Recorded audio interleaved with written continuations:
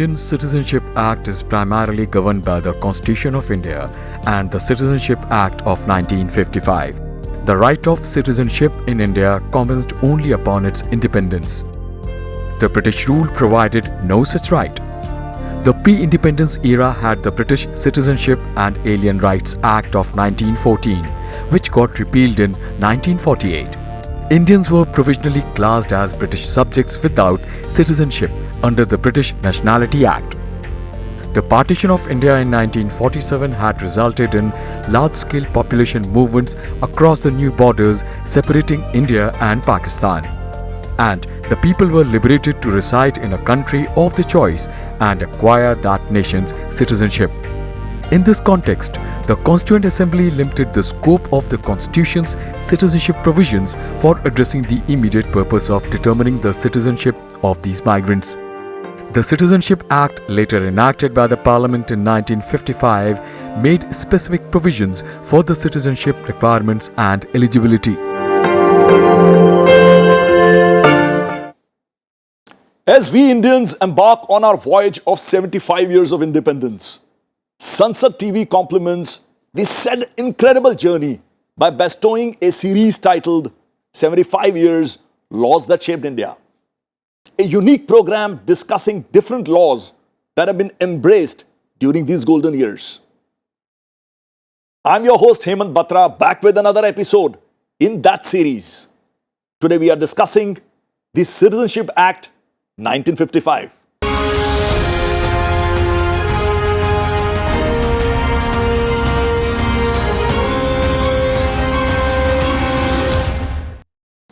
To talk about this historic legislation, we have with us a very knowledgeable expert panel.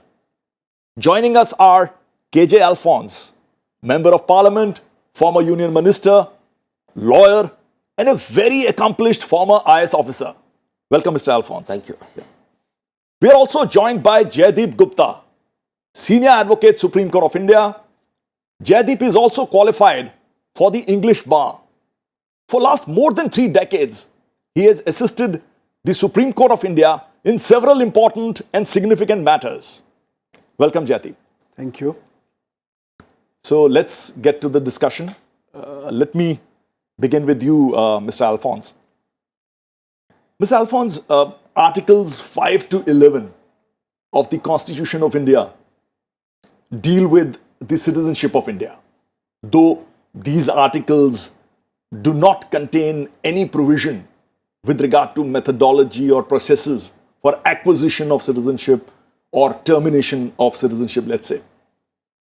But Article 11 does specifically empower the Parliament to legislate on the matters relating to acquisition and termination of citizenship and other incidental matters. Don't you think that citizenship is such a significant and fundamental legal aspect for any nation that it ought to have been part of the Constitution rather than a parliamentary statute? What is your view on that? I agree with you, Hemant. It is an extremely important who is a citizen and what are the qualifications, how a citizenship is to be bestowed. Yeah, but the Parliament has dealt with it, and it has also enabled, the Constitution has enabled the Parliament to pass naturalization. See, the Citizenship Act is an extremely complicated subject. Right. And therefore, if you really wanted to really incorporate all the issues which a Citizenship Act should really have, then half the Constitution would have been only the citizenship. That's a good point. Laws, you see. So that is, I think, would have made the Constitution too cramped, too bulky, and then you would have been dealing with one issue. I think what the Constitution is done is very fair enough. Stress the importance of what the citizenship is, and therefore enable the Parliament to pass enabling laws. I think that's absolutely fair enough, good enough. That's very well answered, I feel, and that's what, in a way, makes the Citizenship Act 1955 a landmark law in that sense. Jaideep, asking you a very basic question, yet very significant, which I think most of our viewers would like to know. My question is that how does one acquire Indian citizenship? What are different ways of acquiring Indian citizenship? And in what all eventualities one can actually cease to be an Indian citizen or, let's say, lose Indian citizenship? There are basically 4 heads under which you can be a citizen, and the incidents are different. So there's birth. The only aspect in the act which gives you citizenship as a right is birth. Right.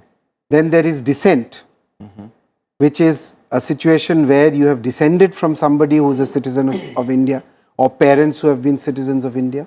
Right. Then there is registration, Right. which is an intermediate kind of a situation which gives a higher right to people who have resided in this country for 7 years, etc. I see. And there is a 4th category, which is of course the most difficult one to define, and that is naturalization. I see. Naturalization also requires residence in this country and certain other conditions, but naturalization is at the discretion of the government. So, I see. these are the 4 ways in which you can become a citizen of India. Right. On one extreme you have a right, and on the other you do not have a right, but you are at the discretion of the government. Right. Cancellation of citizenship, of course, there are various circumstances. If you are found to be an undesirable person, then there can be some cancellation. But I think the most commonly used method for losing your Indian citizenship is by renunciation.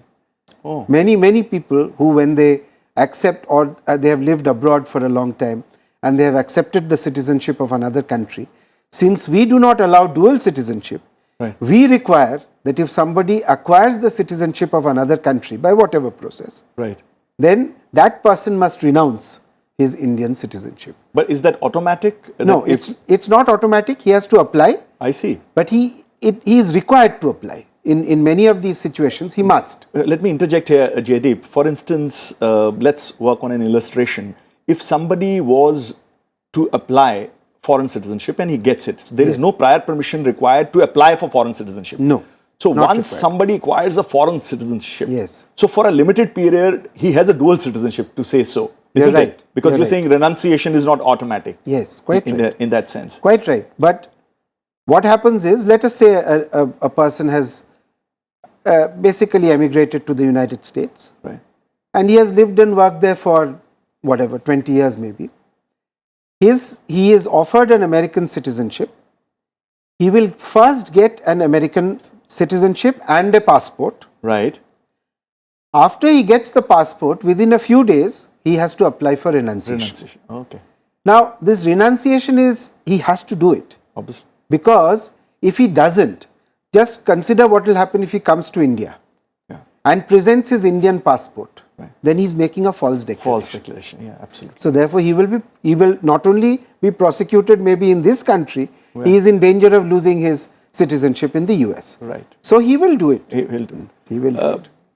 Hemant, there is also Yeah. an additional way of getting citizenship apart from what the 4 conditions on which Jaideep had described. Birth, That is descent, registration, and naturalization. naturalization. There is something called, if some territory is incorporated into India, Right. like Goa was in 1961. Right. So they get citizenship of India. Right. So there are actually acquisition of a territory. Yeah. exactly.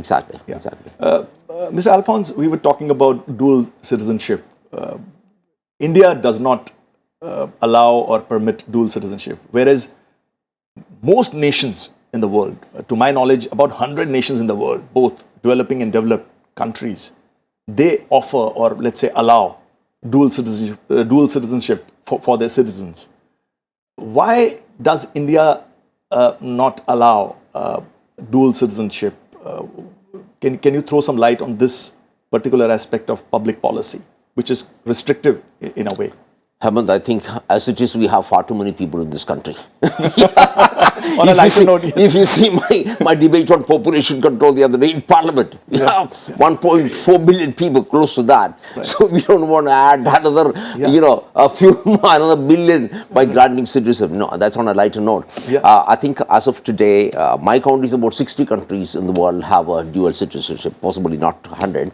85 for sure, because 2019 report said 85. Anyway. But obviously it fluctuates. So I agree with you. There is fluctuation because... Yeah, I guess so. Yeah, but most European countries, US and UK, Australia, they all have a dual citizenship. Yes. India doesn't have, I don't really know the rationale why we don't grant a dual citizenship. I mean, if you ask me that way, it's a fairly complicated matter, granting dual citizenship. First of all, it's got its advantages. Getting a dual citizenship, of course, you are a citizen of both the countries. Right. You will have the right to vote, hold offices, buy properties, work there. Travel becomes much more easier if you have a dual citizenship, of course. It also brings in with it its disadvantages, like you have to pay dual taxes possibly. Unless you have a tax avoidance treaty, then of course you have to obey the laws of both the countries. As it is, obeying the laws of one country is extremely difficult. And imagine having to obey the laws of both the countries. And then of course getting this dual citizenship is not an easy thing. It's fairly complicated. Yes. So India has kept it this way, and I don't really see the chances of India, going for dual citizenship anywhere in the future. I mean, not really in the near future, anywhere in the future. Right. Yeah. Well, it is time to take a short break. Please don't go anywhere as we will be back soon.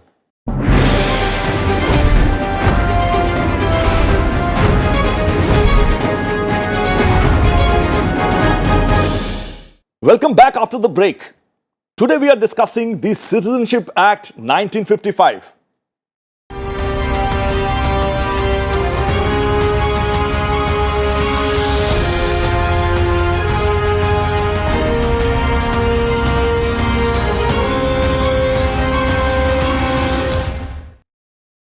This act was amended in 1986, 1992, 2003, 2005, 2015 and 2019. The most significant amendments were in 2015 and 2019. The 2015 amendment introduced the concept of overseas citizen of India cardholder, whereas the 2019 amendment gave Indian citizenship to illegal migrants of 6 communities, that is, Hindu, Sikh, Buddhist, Christian, Parsi and Jain, belonging to Bangladesh, Pakistan and Afghanistan. Before we return to our substantive discussion with the experts, let us take a brief view of the extracts of parliamentary proceedings at the time of the adoption of the Citizenship Act 1955. The Citizenship Bill 1955 was introduced in the Lok Sabha by the then Minister of Home Affairs, Govind Ballabh Pant, on 2nd May 1955. The said bill was debated and passed in the Lok Sabha and the Rajya Sabha on 6 December 1955 and 14th December 1955 respectively. The said bill received the assent of the President of India on 30th December 1955 and was to brought into effect on the very date. Let us view and hear some of the significant debates in the Parliament on the said Act. May I know whether the Honourable Prime Minister is aware that in the British Nationality Act we are considered as a British subjects? This House knows and the country knows that in regard to our internal and external policies, we have functioned exactly as this House and the government wanted to. The Commonwealth relationship does not come in the way in the slightest. We have often differed from the policies and practice of other Commonwealth countries. In commending my amendments to Clause 10, I asked government to be good enough to explain why they cannot accept the suggestion that deprivation of citizenship rights should be a judicial proceeding and not an administrative one. With regard to Pakistan, in the East especially, from time to time we find that a large number of people are pushed out of that country for no fault of theirs. These clauses 9 and 10 contain certain provisions which terminate the citizenship rights of those people who have been unfortunately in another country on account of no fault of theirs. So let us move forward with our discussion. Let me come to you, Jaideep. Jaideep, what is this concept of overseas citizen of India card holder? Obviously, it's not dual citizenship, but it seems like a step towards, perhaps midway step towards a dual citizenship. Can you please explain to our viewers what is this concept? As you said, it was introduced by an amendment. Yeah, 2015. Yes. 2015 amendment. Yeah. It's a section 7A. Right. And what it did was to give to people who are, some of whom have been citizens of India and have ceased to be citizens of India, or some of whom who are entitled to become citizens of India, that kind of category, a card which makes them an overseas citizen of India. I see. As you said, this is not a dual citizenship. And in fact, what it does is, it does not give them too many of the rights that we as citizens of India enjoy. To take a simple example, it does not give them a right to vote. That's a very important aspect of any citizenship. Absolutely. It doesn't give them the right to run for public office in India.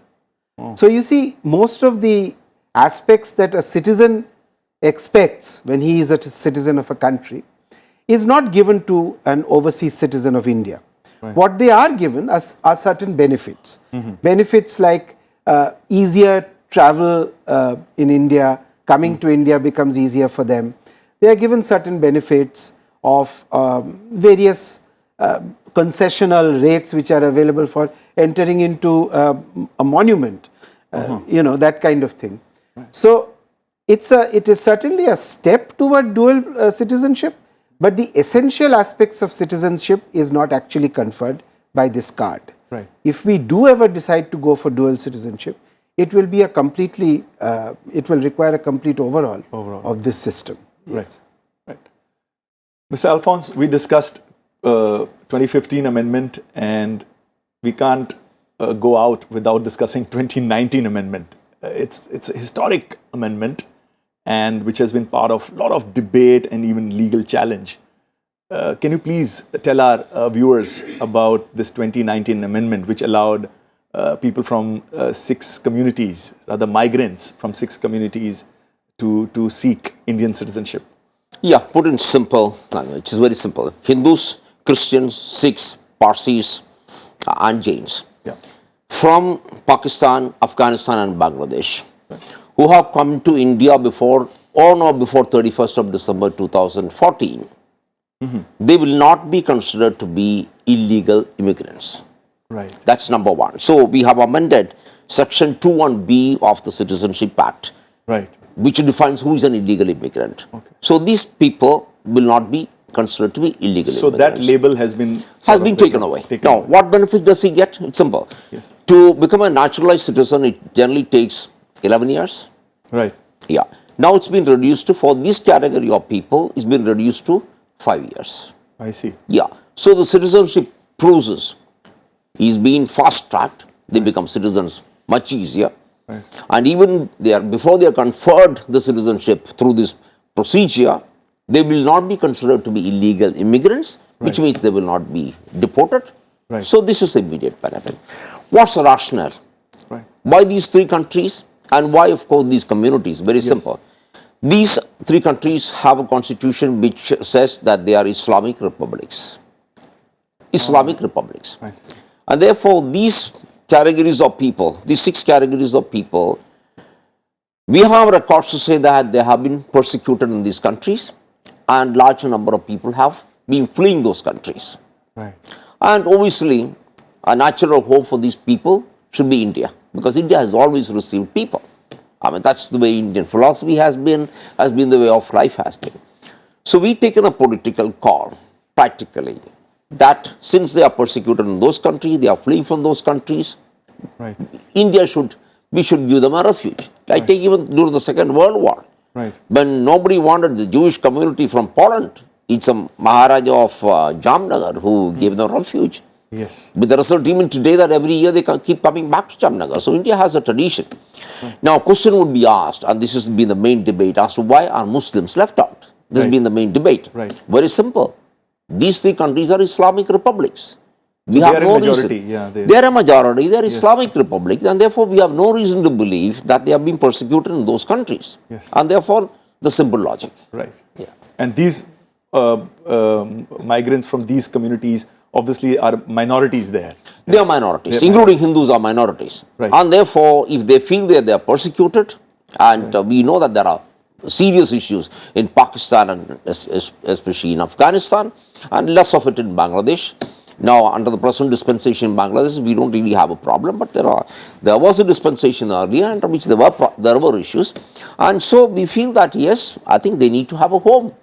And India is a home. And therefore, I think it's a very good legislation we have done. It's a humanitarian one. Right. And the whole concept of what India really is at heart, I think all that is reflected in this legislation. I think it's extremely good. Then, of course, the issue comes regarding Northeast. Right. You know, there's been some bit of an agitation when the whole thing was. But the tribal, the districts, the areas notified as tribal districts under the 6th schedule of the Constitution. And those states which require inner line passes, those 7 states have been excluded from the implementation of this. Right. So as far as Northeast is concerned, you know, this whole fear that they would be inundated with you know, refugees from other countries, I think that has been taken care of. Manipur is excluded, Sikkim is excluded. Sikkim doesn't really have much of a problem, but Manipur had raised the issue, and the Honorable Home Minister has said, yes, Manipur also would be brought into the purview, which will be excluded from the implementation of this act. So I think by and large, it's a very good act. It shows India as a country which welcomes people in trouble, and so people have a home. Right. Jaideep, this amendment has been challenged before Supreme Court. The matter is still pending. Yes. What is the status of the matter? If you could. It will have to be. It has been heard for a few days. Right. It hasn't been discussed for a while now, Right. especially after courts reopened after the pandemic. This issue has not been taken up. I see.